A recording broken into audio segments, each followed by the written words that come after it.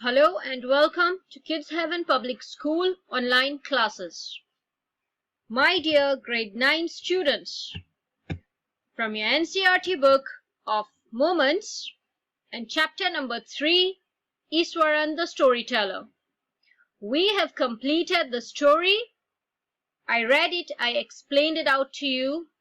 We have also completed the bookwork. Today, my dear students, we will learn about the summary and some of the essential vocabularies being used in the story. Now, Eswaran the story teller chapter 3 है हमारी moments की supplementary reader book में से grade 9 में and आज हम इस story की summary and essential vocabulary check out करेंगे। अब देखिए समरी इंपॉर्टेंट इसलिए होती है क्योंकि अगर हमें समरी समझ में आ जाती है तो एक तरह से हमें स्टोरी भी पता है, हमें स्टोरी का कॉन्सेप्ट समझ में आ जाता है। ठीक है, तो आपकी जो समरी होनी चाहिए ना उसमें ऐसी छोटी छोटी डिटेल्स होनी चाहिए, मतलब शॉर्ट में भी होना चाहिए एंड डिटेल्स भी होनी चाहिए, ताकि जो रीडर होगा ना, जो भी पढ़ेगा उस समरी को, उसकी जो क्यूरियोसिटी होगी, उसकी एक इच्छा होगी कि वो स्टोरी भी पढ़े, इतनी इंटरेस्टिंग होनी चाहिए। ठीक है, एंड एसेंशियल वोकैबुलरी जो है ये इंपॉर्टेंट है ताकि आपकी स्पीच इंप्रूव हो। जब आप नए वर्ड सीखेंगे, आप उसे अपनी कन्वर्सेशन में डालेंगे, तभी तो आपकी इंग्लिश इंप्रूव होगी ना, आपकी spoken English. So my dear students, let's begin the summary and I want you to note these both things in your moments notebook. Okay, so let's begin now with the summary. Okay, so Iswaran's story was told to Ganesh by Mahendra, who worked as a junior supervisor at different construction sites. As Mahendra was unmarried, he was able to live in the temporary shelters provided by the construction company. Starting में हमें बताया जाता है कि जो ईश्वरन की story है वो गणेश को बताते हैं महेंद्र। ठीक है, एंड महेंद्र एक जूनियर सुपरवाइजर थे जो अलग अलग कंस्ट्रक्शन साइट्स पे जॉब करते थे, उन्हें भेजा जाता था अलग अलग जगहों पे। ठीक है, एंड ये बैचलर भी थे। Next, now let us look.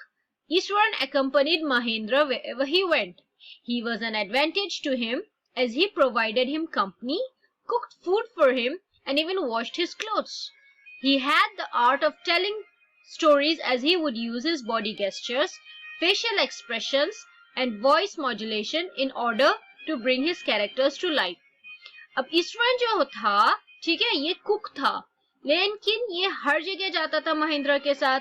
ठीक है, उन्हें अच्छी कंपनी देता था, मतलब उनके साथ बातचीत करता था, ऑल्सो उसके लिए खाना बनाता था एंड उसके कपड़े भी धुलता था। उसका एक टैलेंट था जो था स्टोरी टेलिंग, एंड वो इस तरह से अपनी बॉडी लैंग्वेज में बताता था, फेशियल एक्सप्रेशंस होते थे उसके। ठीक है, एंड वॉइस भी अपनी ऊंची नीची, हाई लो, ठीक है, एंड एक्साइटमेंट डालता था, हर तरह से प्रेजेंट करता था स्टोरी के। हम मतलब महेंद्र जो है बहुत इंटरेस्टेड हो जाता था स्टोरी में। Next then we have once he told Mahendra the story of an elephant that had escaped from the jungle and entered the town. तो आपको याद होगा ईश्वरन उन्हें बताता है कि एक टस्कर होता है, टस्कर मीन्स एन एलिफेंट। तो ये एक एलिफेंट की स्टोरी थी जिसमें क्या होता है कि जो टस्कर होता है वो टिम्बर यार्ड से निकल आता है। टिम्बर यार्ड मतलब जहां पर बहुत सारी लकड़ियां इकट्ठी की जाती थी, टिम्बर। तो वहां से निकलता था एंड रास्ते में जितनी भी तबाही कर सकता था करता था। साथ में ही वो जो है एक स्कूल में घुस जाता था, और वहां डर के सारे बच्चे क्लासरूम्स में चले जाते थे एंड टीचर्स रूफ पे थे। तो अब क्या करता है ईश्वरन, वो अपने टीचर से एक स्टिक ले लेता है, ठीक है, केन, एंड एलिफेंट की तरफ जाता है एंड उसका जो टो नेल होता है, ठीक है, उस पे जो है बहुत जोर से मारता है। अब उस पे क्या होता है, एलिफेंट जो है फेंट हो जाता है, मतलब कोलैप्स हो जाता है, गिर जाता है बेहोश होके जमीन पर। सो अब देखिए इस तरह से वो पोर्ट्रे करता है कहानी को। महेंद्र एकदम एक्साइटेड हो जाता है कि आगे क्या होता है। बाद में वो फिर बताता है कि एक वेटनरी डॉक्टर को बुलाया जाता है, वेटनरी डॉक्टर जो जानवर का डॉक्टर होता है, ठीक है, एंड देन एक महाउट उसे जंगल में ले जाता है। महाउट मैंने आपको बताया था जो एलिफेंट्स चलाते हैं, उनकी देखभाल करते हैं। One morning, Eastern asked permission to cook a special dinner as it was the day when they cooked meal for the dead elders of the family. अब एक सुबह की बात है कि जब ईश्वरन क्या कहता है महेंद्र से कि उसे परमिशन चाहिए थी कि वो कोई खास मील बनाए, क्योंकि जो एल्डर्स होते हैं फैमिली के, डेड एंसेस्टर्स, जिनकी डेथ हो चुकी है उनको सर्व किया जाता है, उनके नाम से पकाया जाता है। अब खैर महेंद्र परमिशन देता है और बहुत ही टेस्टी मील होता है, उसे बहुत ही मजा आता है उस मील में।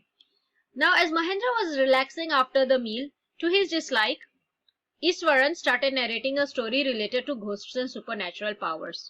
अब वो उस दिन डिनर के बाद महेंद्र रिलैक्स कर रहा होता है, एंड जो उसे ना पसंद, मतलब उसे जो है घोस्ट्स एंड सुपरनैचुरल पावर्स पे यकीन नहीं होता, लेकिन ईश्वरन उनके बारे में एक स्टोरी शुरू कर देता है। ठीक है, सो अब उसमें क्या होता है कि जब नेचुरल पावर्स होती हैं सुपरनैचुरल, मतलब कि आत्माएं, भूत एंड ऑल दीज थिंग्स, सो ईश्वरन बताता है कि जहां पर वो रह रहे हैं फिलहाल उसके नीचे एक कब्रिस्तान है, बरियल ग्राउंड है, और उसने काफी खोपड़ियां हड्डियां भी देखी थी, isn't it? So अब वो बताता है, on a full moon night he saw an ugly ghost of a woman who had a shrunken face, mated hair and held an unborn baby in its arms.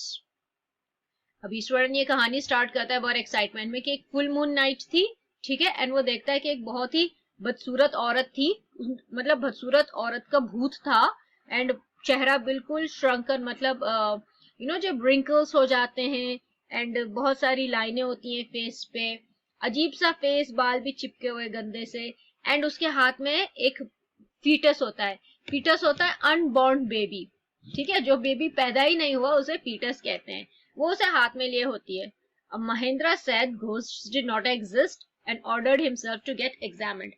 Mahendra को इन सब चीजों पे यकीन नहीं है, उसे कहता है कि भूत भूत कुछ नहीं होता है और जाओ अपना चेकअप कराओ। अपना चेकअप का ये था कि उसने कहा था डॉक्टर से अपना चेकअप कराओ, अपने पेट का, अपने सर का and all. Okay, now next क्या होता है, one night Mahendra woke up from his sleep as he heard someone crying. As he looked out, he saw the white moonlight and a dark shadow holding a bundle in its arms. अब एक रात क्या होता है, जब महेंद्र उठता है, suddenly उसकी आंख खुलती है, उसे रोने की आवाज आती है, और उस दिन बाहर फुल मून लाइट होती है, ठीक है। और वो जब देखता है तो उसे दूर कहीं पर एक डार्क शेडो दिखती है इंसान की तरह, और उसके हाथ में एक बंडल दिख रहा था। सो ऑब्वियसली उसे ये फील होता है कि उसे वो उस बदसूरत औरत का भूत दिख रहा है, ठीक है, और खैर वो डर जाता है एंड वो सो जाता है। He got ready the next morning and had forgotten the incident of the previous night. Eastwaran greeted him and gave him his lunch bag and said the ghost existed.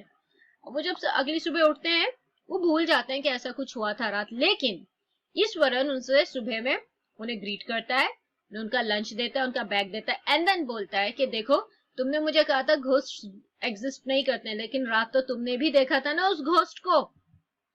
अब once again Mahendra was frightened. He left in a hurry and resigned from the job.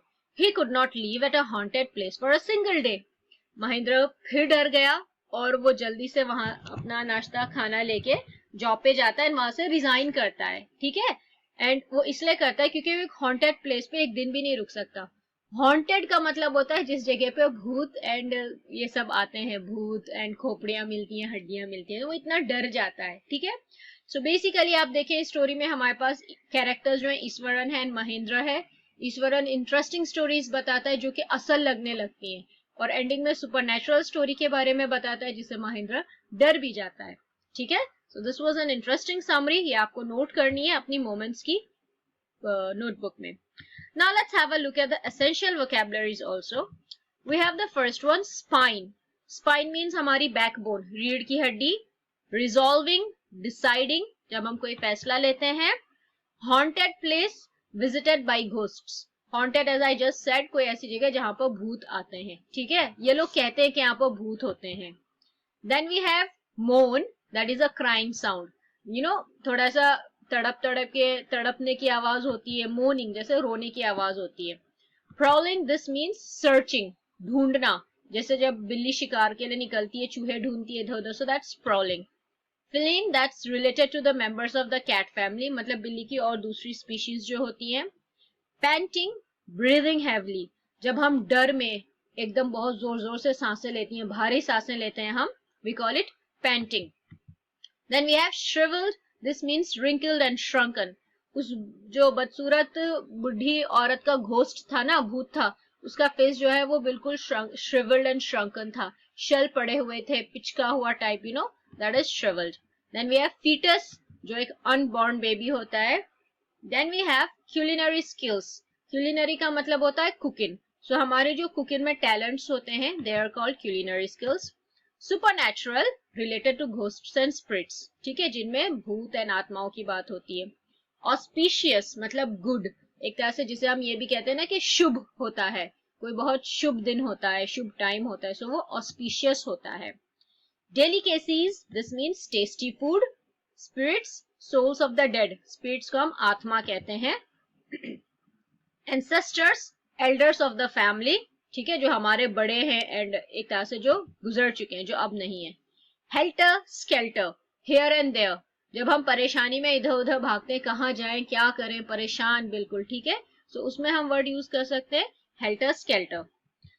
And then we have panic, sudden fear causing unthinkable behavior. जब हमें डर लगता है, हमें ये भी नहीं पता कि हम क्या कह रहे हैं, क्या बोल रहे हैं, वो होता है पैनिक. ये फियर से थोड़ा सा अलग होता है. जब हम कहते हैं फियर या स्केयर्ड या अफ्रेड, अफ्रेड एंड ये सारे वर्ड सिर्फ डर होता है किसी भी चीज का. लेकिन पैनिक में क्या होता है कि हम इतना डर जाते हैं कि हमें ये भी समझ में नहीं आता कि हम क्या कहें या क्या करें. ठीक है. Then finally we have anecdote. This means a short, amusing or interesting story about a real incident or person. Anecdote कहानियां होती हैं छोटी छोटी सी, जो कि असली होती हैं. ठीक है, रियल लाइफ की होती हैं, किसी हादसे के बारे में या किसी व्यक्ति के बारे में, जो असली स्टोरीज होती हैं. लेकिन छोटी भी होती हैं लेंथ में एंड इंटरेस्टिंग भी होती हैं. अम्यूजिंग का भी मतलब इंटरेस्टिंग ही होता है. ठीक है, my dear students, I want you to practise these vocabularies, try to use them in your conversation, तभी आप improve कर पाएंगे. ठीक है. And finally, before leaving, I want to tell you today is World Suicide Prevention Day. 10 सितंबर को हम ये दिन मनाते हैं. अब इसमें क्या है, हमें अवेयरनेस जगानी है कि सुसाइड गलत चीज है, सुसाइड से कुछ हासिल नहीं होता है. देखें, Your story isn't over yet. Reach out, speak up. Your story isn't over yet. ऊपर वाले ने आपको एक जिंदगी दी है. ठीक है. एंड अगर आपको लगता है कि आप परेशान हैं, आपके साथ अच्छा नहीं हो रहा है एंड आपकी कहानी पूरी हो गई है, माय डियर फ्रेंड्स, आपकी कहानी अभी पूरी नहीं हुई है. आपको अभी बहुत कुछ हासिल करना है जिंदगी में. अभी तो शुरुआत है. आपको मेहनत करनी है, आपको कामयाबी पानी है, आपको अपने लिए एक स्टेटस बनाना है. ठीक है. So my dear students, never ever be discouraged. कभी भी निराश नहीं होना आपको. कोई भी हालात हो, कोई भी डिफिकल्टी हो, कोई भी ऑब्स्ट्रक्शन आ जाए आपके रास्ते में, ठीक है, कोई मुश्किल समय आ जाए, वो गुजर जाएगा.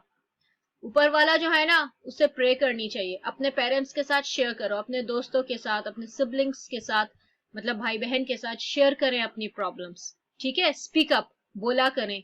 कोई भी दुख हो, तकलीफ हो, परेशानी हो, अंदर ना रखें अपने.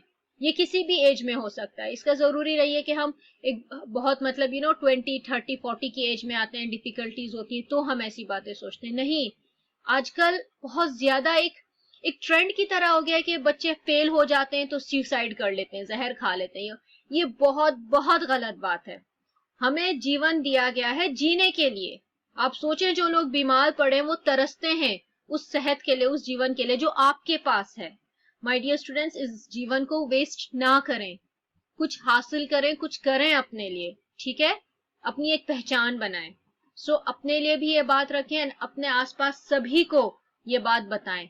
सुसाइड किसी भी प्रॉब्लम का हल नहीं है, सॉल्यूशन नहीं है ये. Okay. Today is world suicide prevention day. Please create awareness. Thank you so much.